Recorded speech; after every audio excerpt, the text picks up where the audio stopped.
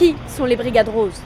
Qui sont ces brigades fantaisistes qui revendiquent leurs actes sous ce nom emprunté au groupe d'action terroriste des années 70 ?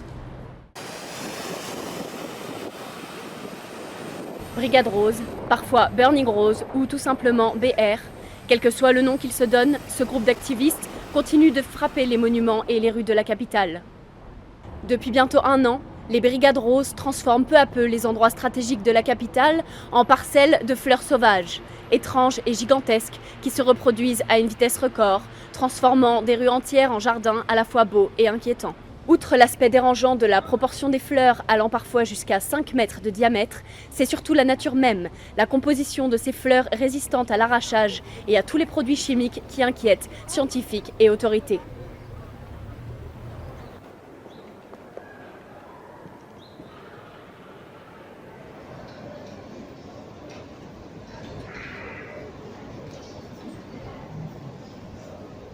Ni politique, ni LGBT, ni écolo, pas plus que vegan, bio ou terroriste. On ne sait finalement rien encore de ces brigades.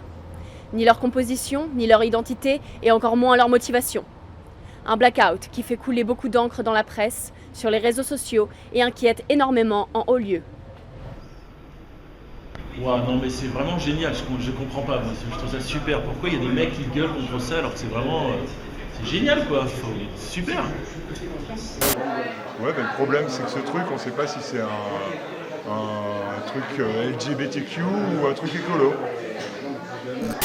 Bah ouais. Non mais bon, les fleurs, les plantes, moi je suis fleuriste, je vais pas dire que j'aime pas.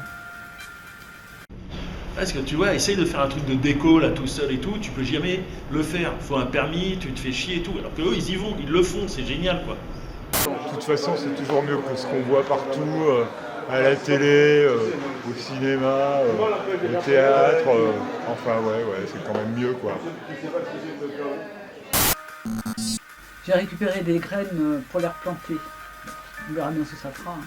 Hein. Non, mais franchement, ils ne feront rien de mal. Hein. Il y a des choses plus graves que ça. Hein.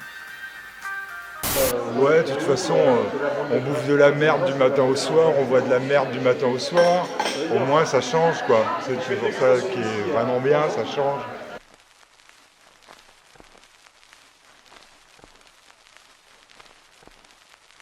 Je fais une ronde toutes les 4 heures environ, de jour comme de nuit.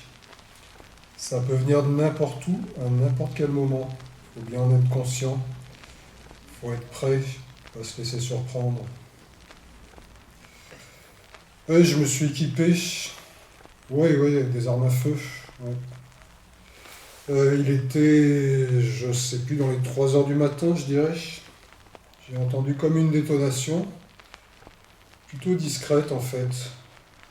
Je suis ressorti sur la terrasse. Je venais juste de finir ma ronde. J'ai vu comme une lumière rose là-bas. Et un brouillard violet qui se formait. Des particules qui volaient dans tous les sens.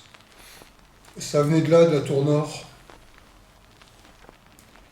Et puis j'ai vu ce truc grossir à vue d'œil.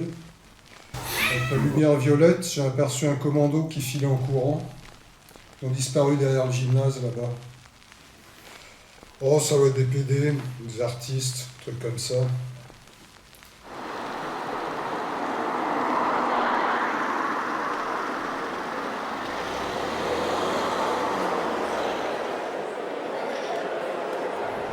Alors qui sont-ils ?